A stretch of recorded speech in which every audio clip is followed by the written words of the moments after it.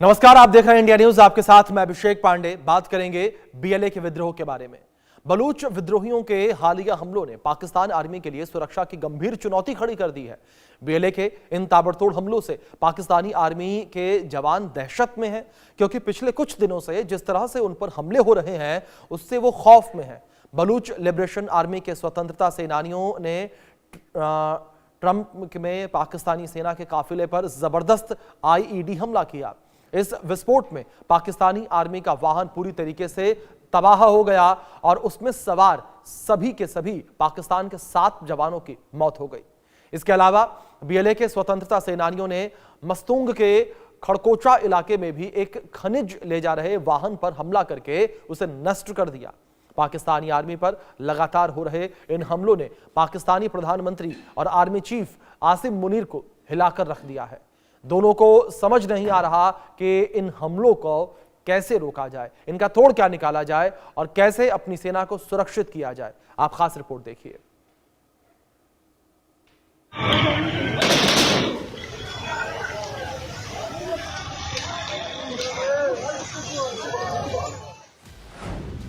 BLA का दावा, मुनीर सेना पर बड़ा धावा। मिशन मोड में बलू, इस्लामाबाद करेंगे कूच। मुनीर के कमांडर उड़ाए, बलूच बदला लेने पर आए। पाकिस्तान के बलूचिस्तान प्रांत में एक बार फिर पाक आर्मी के काफिले पर जबरदस्त हमला हुआ है। बलूच लिबरेशन आर्मी ने पाकिस्तानी फौजियों का जीना दुश्वार कर दिया है। अचानक उनकी मौत कहां से आ जाए इसका उन्हें जरा भी अंदाजा नहीं होता, क्योंकि पिछले कुछ दिनों से जिस तरह से बीएलए ने पाकिस्तानी आर्मी को निशाना बनाया है उसे देखकर पाकिस्तानी प्रधानमंत्री शहबाज शरीफ और आर्मी चीफ आसिम मुनीर के होश उड़ गए हैं। उनको ये समझ नहीं आ रहा कि आखिर किया जाए तो क्या किया जाए, कैसे अपने बेमौत मारे जा रहे सेना के जवानों को बचाया जाए। लेकिन कहते हैं ना कि जो दूसरों के लिए गड्ढा खोदता है वो खुद उसमें गिर जाता है। शायद यही पाकिस्तान के साथ हो रहा है, क्योंकि उसने अपने देश में जिस तरह से आतंकियों को पनाह दी, उनको पाला पोसा, दूसरे देशों में हमला करवा कर बेकसूर लोगों की जान ले ली। वैसे तो पाकिस्तान ये सदियों से करता आया है, लेकिन पहलगाम इसका सबसे ताजा उदाहरण है, जहां उसने अपने आतंकियों से हमला करवाकर निर्दोष लोगों को मौत के घाट उतार दिया। बलूच विद्रोहियों के हालिया हमलों ने पाकिस्तान आर्मी के लिए सुरक्षा की गंभीर चुनौती खड़ी कर दी है। बलूच लिबरेशन आर्मी के स्वतंत्रता सेनानियों ने ट्रंप में पाकिस्तानी सेना पर आईईडी हमला किया, जिससे भारी नुकसान हुआ। बीएलए के लड़ाकों ने केच के नजराबाद इलाके के ट्रंप में पाकिस्तानी सेना के एक काफिले पर रिमोट कंट्रोल आईईडी से हमला किया। पाकिस्तानी आर्मी का वाहन पूरी तरह से तबाह हो गया और उसमें सवार सभी 7 लोगों की मौत हो गई। इसी तरह बलूच लिबरेशन आर्मी के स्वतंत्रता सेनानियों ने मस्तूंग के खड़कोचा इलाके में भी एक खनिज ले जा रहे वाहन पर हमला कर उसे नष्ट कर दिया। बलूचिस्तान की आजादी का ऐलान करने वाले बलूच राष्ट्रवादी नेता मीर यार बलोच का नाम आजकल हर किसी की जुबान पर है। मीर यार बलोच एक लेखक, स्वतंत्र पत्रकार, मानवाधिकार कार्यकर्ता और आजाद बलूचिस्तान आंदोलन का प्रतिनिधित्व कर रहे हैं। उन्होंने एक वीडियो पोस्ट किया है जिसमें पश्तूनों की तरफ से बड़ा ऐलान किया गया है। उनका कहना है कि हम इस लड़ाई में बलूचिस्तान के साथ हैं। पंजाब के हुक्मरानों, याद रखो, पश्तून, बलोच, सिंधी, सराइकी जितने मजलूम अक़वाम हैं, ये अब एक हो रहे हैं और आपके हर जुल्म का हिसाब लेंगे, आपको नहीं बख्शेंगे। ये कोई नहीं भूल सकता है जितने जुल्म आपने यहाँ पे किए हैं। बलोच नौजवानों, बलोच बहनों, ये रियासत जिस तरह जुल्म बलोचिस्तान के सरजमीन पे बलोचों के साथ कर रही है, ठीक किसी तरह जुल्म पश्तूनों के साथ भी कर रही है। पश्तून भी मिसिंग पर्सन है, लापता है, बलोच भी मिसिंग पर्सन है, लापता है। पश्तूनों के वतन पे भी डॉलरी जंगें लड़ी जाती है, उससे रियासत डॉलर कमा रहे हैं। बलोच के सरजमीन पे भी रियासत के सरपरस्ती में डॉलरी जंगें हो रही है और रियासत अपने डॉलर कमा रही है। बीएलए के इन ताबड़तोड़ हमलों से पाकिस्तानी आर्मी के जवान दहशत में हैं, क्योंकि पिछले कुछ दिन से उनके ऊपर जिस तरह से हमले हुए हैं, उन हमलों को लेकर चिंतित होना लाजमी है। वहीं शहबाज शरीफ और पाकिस्तानी आर्मी चीफ आसिम मुनीर की नींद उड़ी हुई है। दोनों को ये समझ नहीं आ रहा कि बलूच लिबरेशन आर्मी के इन हमलों का तोड़ कैसे निकाला जाए, कैसे अपनी सेना को सुरक्षित किया जाए। Bureau report, India news.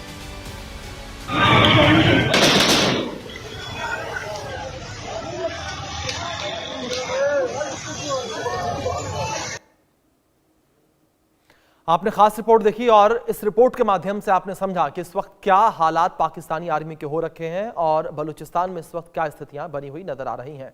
इस विषय पर बातचीत करने के लिए हमारे साथ दो खास मेहमान जुड़े हैं, उनका परिचय मैं आपसे करवा दूं। हमारे साथ retired major general Brajesh Kumar ji जुड़े हैं डिफेंस एक्सपर्ट के तौर पर। हमारे साथ बलूचिस्तान के पत्रकार अहमद मस्ती खान जी भी जुड़े हैं। आप दोनों मेहमानों का बहुत स्वागत है चर्चा में। चर्चा की शुरुआत सबसे पहले अहमद जी मैं आपसे करना चाहूंगा। अहमद जी, अगर बात बलूचिस्तान को लेकर करें, बलूचिस्तान में पाकिस्तानी आर्मी लगभग अपने हथियार डाल चुकी है, लेकिन दूसरी ओर पाकिस्तानी सरकार को लेकर बात करें, पाकिस्तानी आर्मी चीफ आसिम मुनीर को लेकर बात करें, तो हर रोज एक नया षड्यंत्र, एक नई प्लानिंग की जा रही है अहमद जी कि किस तरीके से बीएलए को खत्म किया जाए और बलूचिस्तान में जो लोग आजादी की लड़ाई लड़ रहे हैं उन्हें कैसे शांत करवाया जाए।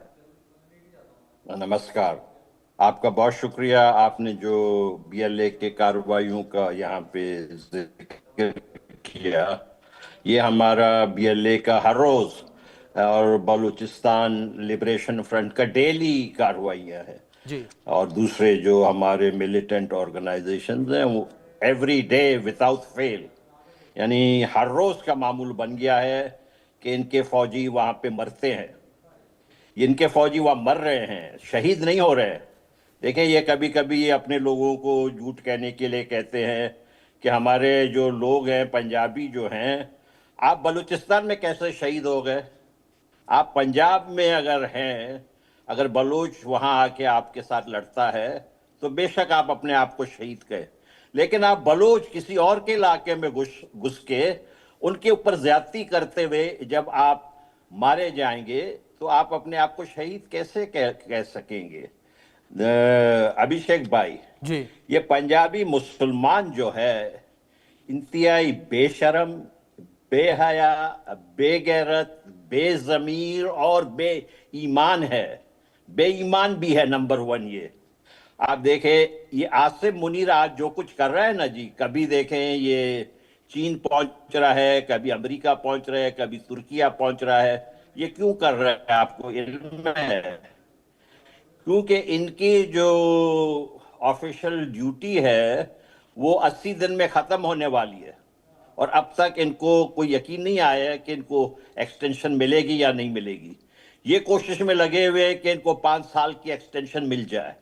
इस वजह से आप देख रहे हैं कभी ये दुम दबा के जो है बीजिंग पहुंच जाते हैं, अभी कुछ दिनों में दोबारा लंदन जा रहे हैं 18 सितंबर को, और हर जगह देखें ये पहुंच जाते हैं। मैं आपको मजे की बात बताऊं, देखिए एक तरफ तो हमारे जो लोग हैं, जो हमारे आज़ादी पसंद फ्रीडम फाइटर्स, इनके ऊपर ताबड़तोड़ हमले किए जा रहे हैं। ये किसी शहर में भी बलूचिस्तान के पाकिस्तान की फौज आज महफूज नहीं है। ये अपने आप को बिल्कुल ही गहरे में महसूस करती है, हमारे अवाम के गहरे में। और दूसरी जानिब आपको इल्म है शायद 8 सितंबर को बलूचिस्तान में एक तारीखी हड़ताल हुआ था जिसमें कि मुख्तलिफ पार्टियों की तरफ से बलूचिस्तान नेशनल पार्टी, जिनके के कायद हैं अख्तर मेंगल जो पहले मुख्यमंत्री रह चुके हैं, वो आसिम मुनीर उनके जान के दुश्मन बने हुए हैं, उनके ऊपर अब तक 2 सुसाइड हमले करवा चुका है गुज़श्ता 5 महीनों में। उसके खिलाफ एक ज़बरदस्त हड़ताल हुआ जिसमें बलूचिस्तान नेशनल पार्टी, उसके अलावा national party, Pakistan Tehreek Insaf, Pakhtunkhwa national अवामी पार्टी, अवामी नेशनल पार्टी, तहरीक तहफ़्फ़ुज़ आईन पाकिस्तान, मजलिस वहदतुल मुस्लिमीन, यानी तमाम पार्टियां जो बलूचिस्तान में हैं, पश्तून पार्टियां, बलोच पार्टियां और यहाँ तक के हज़ारा शियाओं की पार्टियां सब मुत्तफ़िक होके उन्होंने एक तारीखी हड़ताल किया 8 सितंबर को। और इनके जो है, इन्होंने आके वहाँ आंसू गैस बरसाए, सैकड़ों लोग गिरफ्तार किए।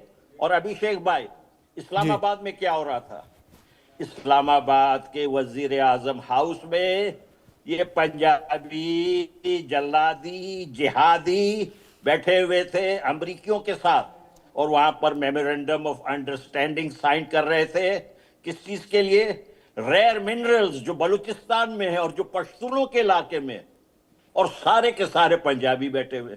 जी एक पश्तून मुझे नहीं नजर आया, एक बलोच जो है वो इनका हमेशा का एजेंट, इनका चेला, इनका चाय वाला, उसी तरीके से बिल्कुल अहमद जी, पीछे इस तरीके खड़ा से हुआ आपने था। जिक्र किया, इससे साफ तौर पर समझ में आता है कि जो स्थितियां इस वक्त बलूचिस्तान में बनी हुई नजर आ रही हैं, उससे साफ तौर पर पाकिस्तानी सेना डरी और सहमी हुई है।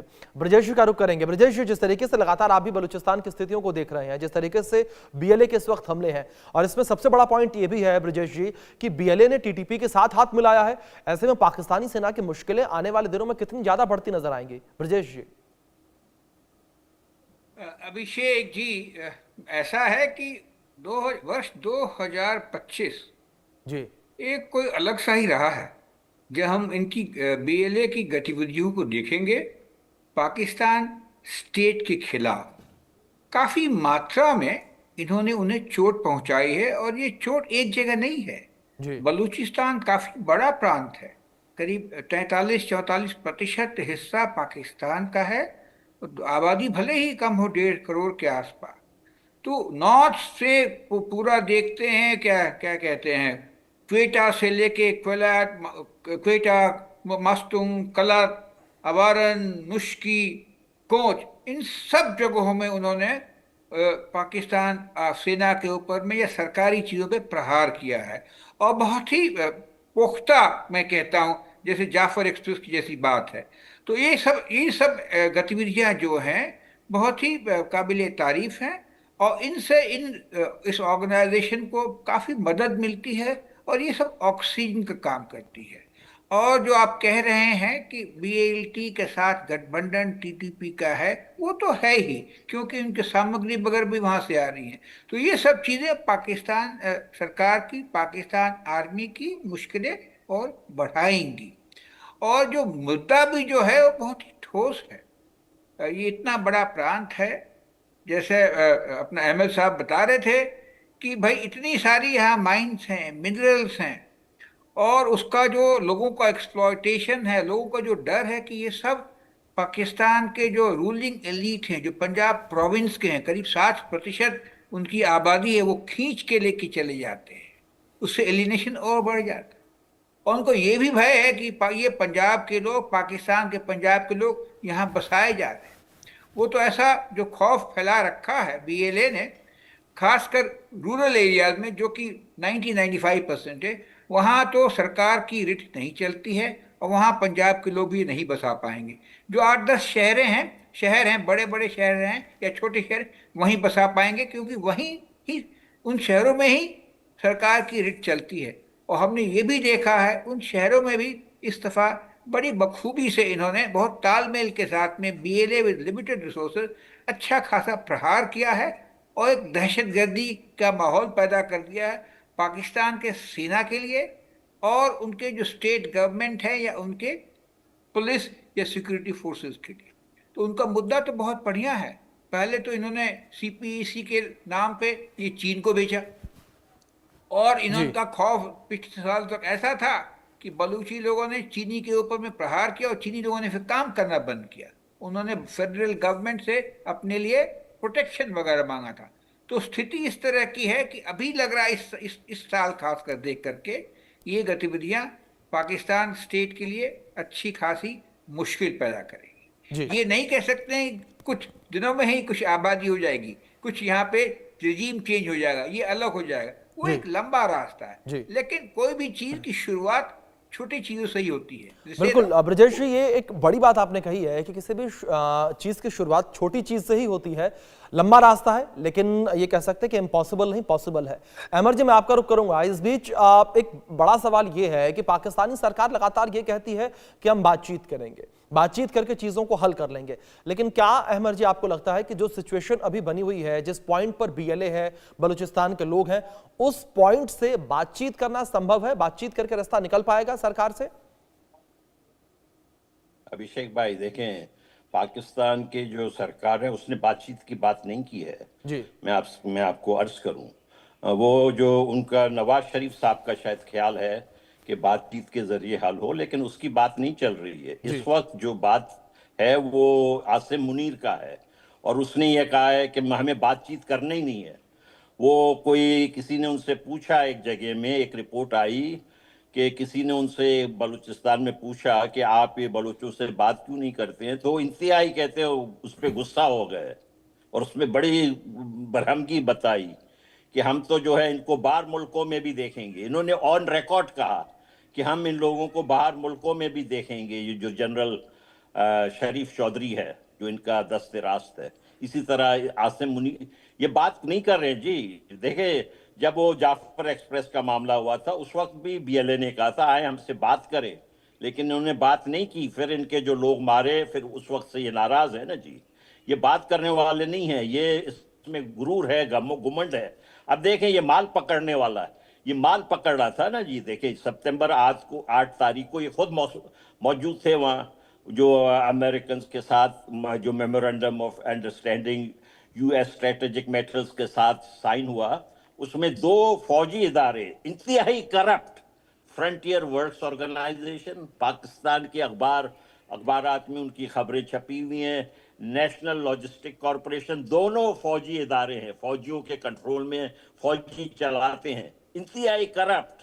पूरे पाकिस्तान में न्यूज रिपोर्ट्स आप अभी गूगल करके देख लें, आपको नजर आ जाएगा। ये जनरल जो है ना, जैसे हमारे यहाँ बड़े भाई बैठे हुए हैं ब्रजेश कुमार साहब, उस जैसे नहीं है। ये तो इंतहाई करप्ट जनरल हैं। ये तो सिर्फ के सिर्फ पैसा कमाना चाहते हैं। ये अपने ही मुल्क के आवाम के ऊपर हुक्मरानी करना चाहते हैं।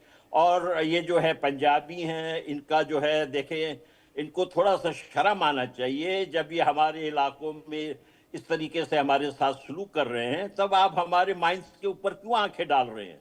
आपको किसने हक दिया है? इनको वहां से देखें ब्रजेश भाई, इनकी एक ख्वाब है ये, इनको वहां अभिषेक भाई, इनको वहां से कुछ नहीं मिलेगा। इनको बलूचिस्तान में अब इनके लिए सिर्फ शिकस्त ही शिकस्त है। इनको ये सारे उस दिन जो ये बैठे हुए थे मेजर जनरल सारे के सारे अमरीकियों के साथ बैठे हुए थे।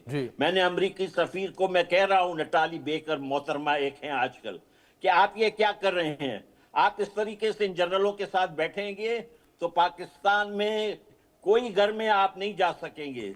सारे पाकिस्तान में जितने भी लोग हैं, इवन जो पंजाब में जो जमहूरी पसंद लोग हैं, वो भी आपको बॉयकॉट करेंगे, क्योंकि ये जनरल जो है इसकी जो बिल्कुल अमर जी, बिल्कुल ठीक बात आपने कही। और यही स्थितियां पाकिस्तान में देखने को मिल रही हैं। पाकिस्तान के अगर अलग अलग हिस्सों को लेकर बात करें, चाहे बलूचिस्तान हो, पंजाब को लेकर बात करें, सिंध को लेकर बात करें, दूसरी ओर खैबर पख्तूनख्वा में जिस तरीके से टीटीपी दूसरी ओर लगातार हमले कर रही है, वहां पर भी एक अलग प्रांत बनाने की मांग जिस तरीके से लगातार चल रही है, तो ये टूट की स्थिति जो है वो पाकिस्तान में लगातार देखने को मिल रही है।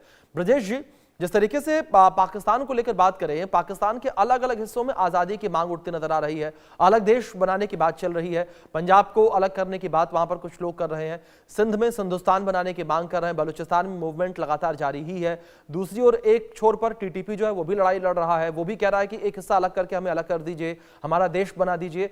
इसके लिए आप किसका फेलियर मानते हैं? क्या आप सेना का फेलियर मानते हैं या पाकिस्तानी सरकार का फेलियर मानते हैं कि पाकिस्तानी सरकार जो है वो अपनी आवाम को काबू नहीं कर पाई, अपने लोगों को वो भरोसा नहीं दिला पाई?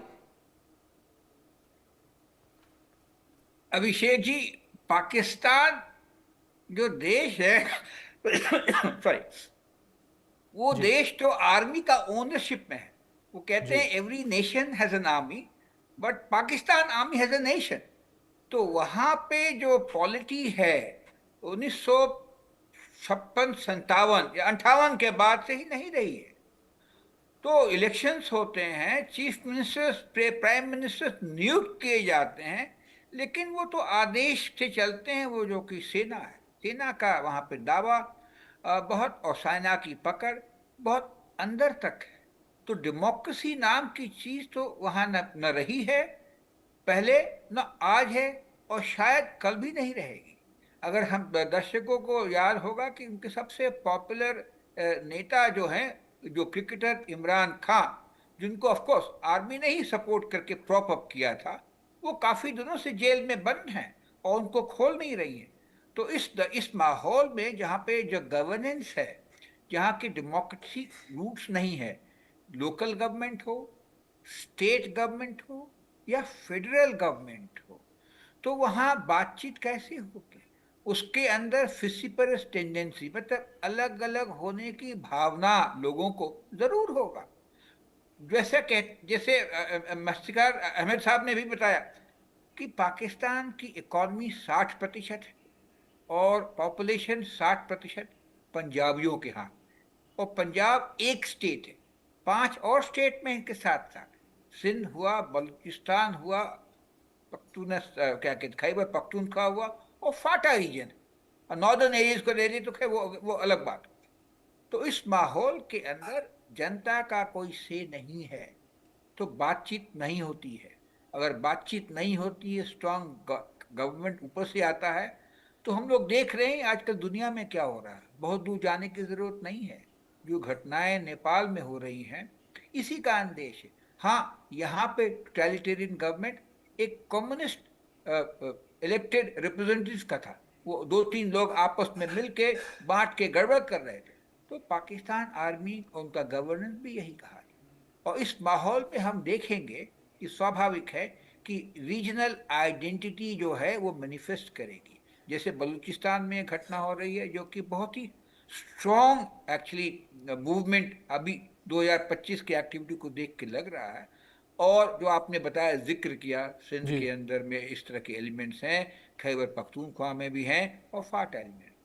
तो ये स्वाभाविक है कि अगर इसके वो ध्यान में नहीं लेते हैं तो ये कोऑगुलेट करेगा। और आजकल के माहौल में जहाँ की एस्पिरेशन इतना ज़्यादा है, सोशल मीडिया से लोग एक दूसरे के साथ में, उनको पता रहता क्या दुनिया में हो रहा है, तो ये काफ़ी अच्छी इसकी पॉसिबिलिटी है।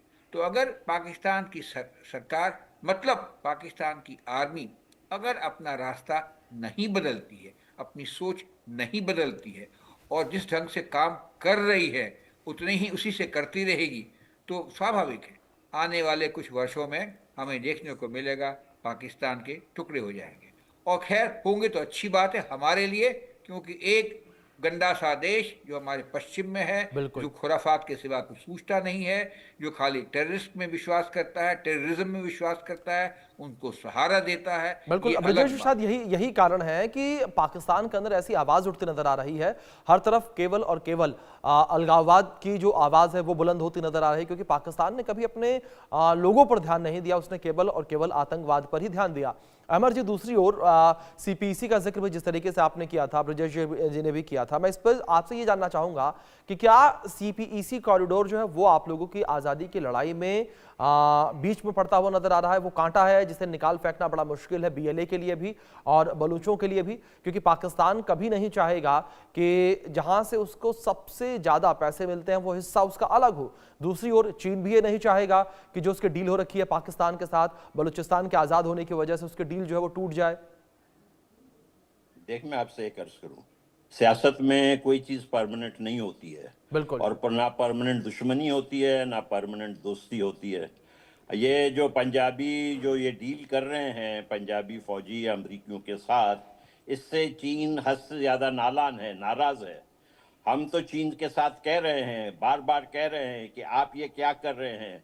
आप जो बात करते हैं ड्रैगन एंड एलिफेंट डांस की, आप उस डांस को अगर उसको अच्छी तरीके से करना चाहते हैं तो इन पंजाबियों को, जिहादियों को निकालें इस इक्वेशन में से, इनको बाईपास करें।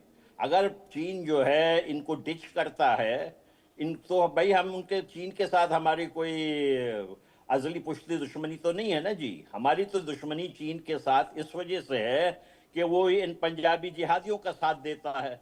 अगर वो चीन इनका साथ देना छोड़ दे, वो बल्कि हमारा साथ दे दे, हम तो ये बिल्कुल ही देखें यतीम हो जाएंगे। चीन अगर इनके सर पे से हाथ हटा दे ना अभिषेक भाई, इस वजह से मैं भारत के लीडरशिप से भी अपील करता हूं कि किसी ना किसी तरीके से चीन के साथ कोई अंडरस्टैंडिंग बनाकर इन लोगों को आइसोलेट करें।